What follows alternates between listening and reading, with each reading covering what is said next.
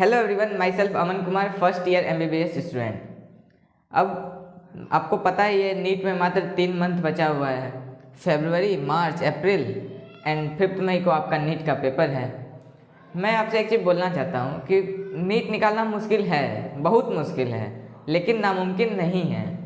अगर आप ठान लिए कि मुझे निकालना ही है तो आप निकाल सकते हैं। मतलब कोई ऐसा चीज़ नहीं है जो आपको रोक ले, अगर आपने अपने पूरे दिल से ठान लिया कि हाँ मुझे निकालना ही है।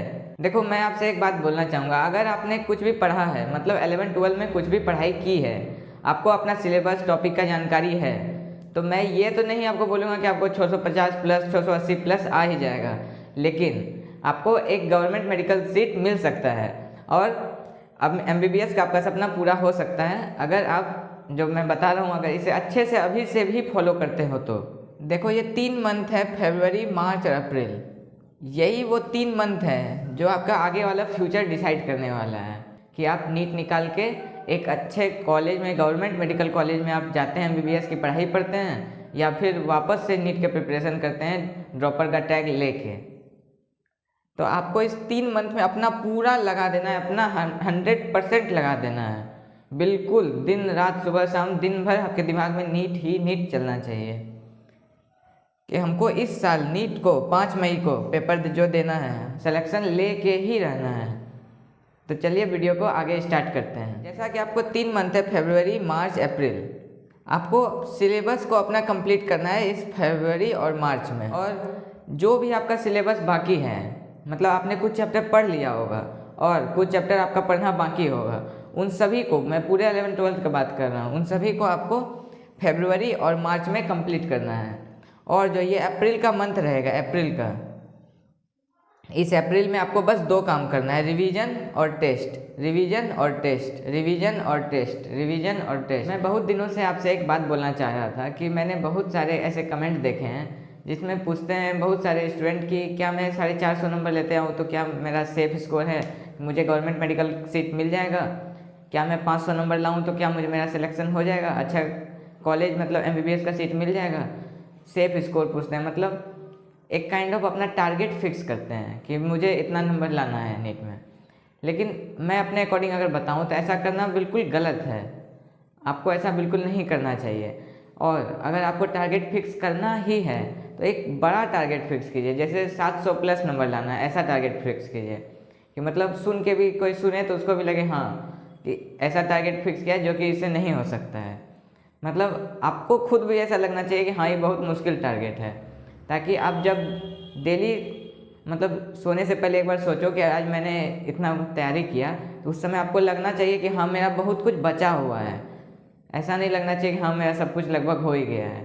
आप अगर 500 550 नंबर तक का सोचते हो कि मुझे इतना ही नंबर लाना है, तो आप अपने आप को एक काइंड ऑफ लिमिट कर रहे हो, एक बाउंड्री में, एक टारगेट में अपने आप को बांध रहे हो कि मुझे इतना नंबर ही लाना है।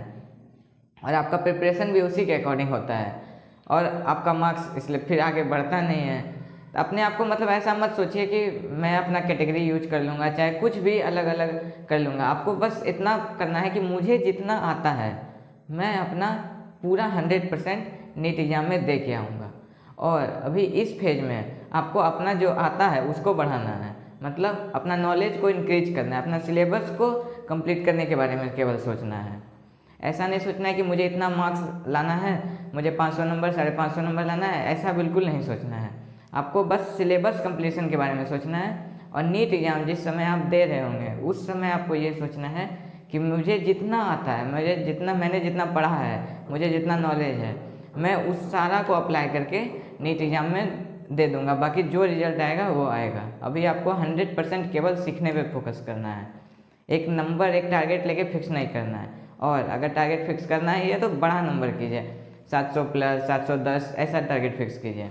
मैं अपना बताऊं तो मैंने ऐसा कोई टारगेट फिक्स कभी किया ही नहीं था कि मुझे इतना नंबर लाना है, ये करना है। बस मुझे इतना पता था कि 600 से ऊपर लाने पे गवर्नमेंट मेडिकल कॉलेज में सीट मिल जाता है, और बाकी मैंने कभी कोई टारगेट फिक्स नहीं किया था। बस पढ़ता गया एंड पढ़ता गया। इसका फ़ायदा नुकसान दोनों हुआ। फ़ायदा क्या हुआ, मैं फालतू का ओवर थिंकिंग से बच गया। और नुकसान क्या हुआ कि अगर मैं एक अच्छा टारगेट फिक्स करता कि 700 लाना ही है, तो मैं डेली अपने आप को एक पुश करता कि हाँ मुझे अपना मार्क्स इंक्रीज करना है, स्टडी आवर इंक्रीज करना है, जो भी अपना डेली का है रूटीन उसमें और थोड़ा डेली थोड़ा इंक्रीज करते रहना है। तो शायद मेरा मार्क्स अभी जितना आया है 638 उससे और थोड़ा ज़्यादा आ सकता था, बट जो हुआ अच्छा हुआ, उसको छोड़िए। मैं अभी ये बता रहा हूँ आपको सही डायरेक्शन में बस मेहनत करते जाना है और अपने टॉपिक को, अपने सिलेबस को कंप्लीट करना है।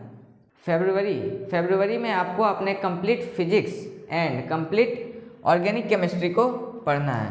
मतलब आपने अभी तक जो भी फिजिक्स में चैप्टर पढ़ा होगा और जो भी चैप्टर बाकी होगा उन सारे चैप्टर को आपको फरवरी में कंप्लीट करना है, फिजिक्स के और ऑर्गेनिक के। और मार्च में आपको क्या करना है, complete biology, botany, zoology and chemistry में से फिजिकल एंड इनऑर्गेनिक इनको कंप्लीट करना है। आप ये मतलब अपने अकॉर्डिंग अब ऊपर नीचे भी कर सकते हैं, मतलब फिजिकल को ऑर्गेनिक से, या पूरे ये जो मार्च वाले पूरे हैं इन पूरे मार्च वाले को आप ऊपर और फरवरी को नीचे कर सकते हैं अपने अकॉर्डिंग। बट ये जो है ये बेस्ट है। क्यों?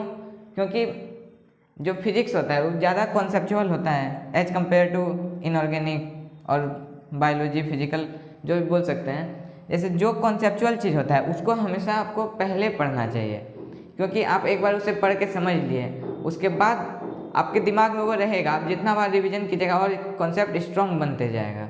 जैसे कि इनऑर्गेनिक है, इनऑर्गेनिक को मैंने अपने पिछले वीडियो में भी बताया था जिसमें इनऑर्गेनिक का बताया है कि आपको जनरली इसे प्रीफर करना चाहिए कि लास्ट में ही पढ़ें, क्योंकि इसमें कॉन्सेप्ट मतलब ज़्यादा नहीं होता, बहुत कम कॉन्सेप्ट होता है, इसमें मैक्सिमम याद करने वाला चीज़ होता है।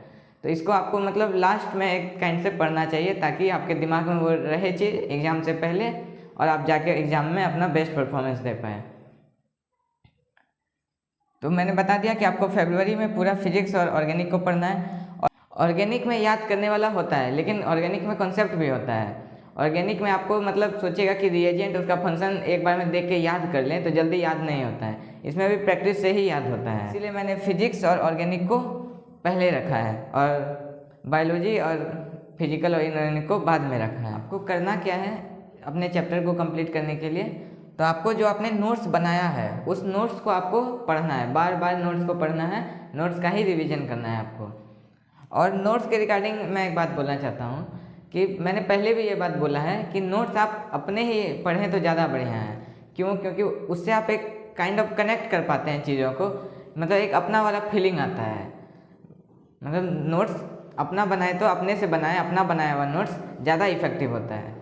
बट अगर आप किसी कारण से नहीं अगर बना पाए हैं या अभी आपको बनाने में जैसे कि अभी कम समय बचा है, ज़्यादा समय लग रहा है, तो उसके लिए मैंने अपने टेलीग्राम चैनल पे मैंने अपने खुद के नोट्स अपलोड किए हुए हैं, आप उससे भी हेल्प ले सकते हैं। मतलब आप अपने अकॉर्डिंग उसे यूज कर सकते हैं। मैं ये नहीं बोल रहा हूँ कि आपको उसको ही यूज करना है, आपको अगर बेनिफिट मिल रहा है, आपको अब रिवीजन में आसानी मिल रहा है तभी आप उसका यूज कीजिए, नहीं तो अगर आपने बनाया है तो वो सबसे बेस्ट है, उससे अच्छा कुछ नहीं है। नोट्स और वन शॉट लेक्चर, मैं ये नहीं बोल रहा हूँ कि आपको लेक्चर देखना ही है, जिसका आपका कंप्लीट है चैप्टर उसके लेक्चर बिल्कुल मत देखिए। चैप्टर कंप्लीट है, अपने नोट्स को रिवाइज कीजिए और क्वेश्चन प्रैक्टिस कीजिए, बस रिवाइज कीजिए नोट्स को और क्वेश्चन प्रैक्टिस कीजिए और इसी तरह करके चैप्टर कंप्लीट कीजिए। और जो चैप्टर आप नहीं पढ़े हैं उसके वन शॉट देखिए, तब आप क्वेश्चन प्रैक्टिस कीजिए। ये आपको करना है किस में? तीनों में, फिजिक्स, केमिस्ट्री, बायो, तीनों में आपको यही करना है। जो चैप्टर पढ़ लिए हैं उसका वन शॉट नहीं देखना है, आप अपने नोट्स से रिवाइज कीजिए और क्वेश्चन प्रैक्टिस कीजिए।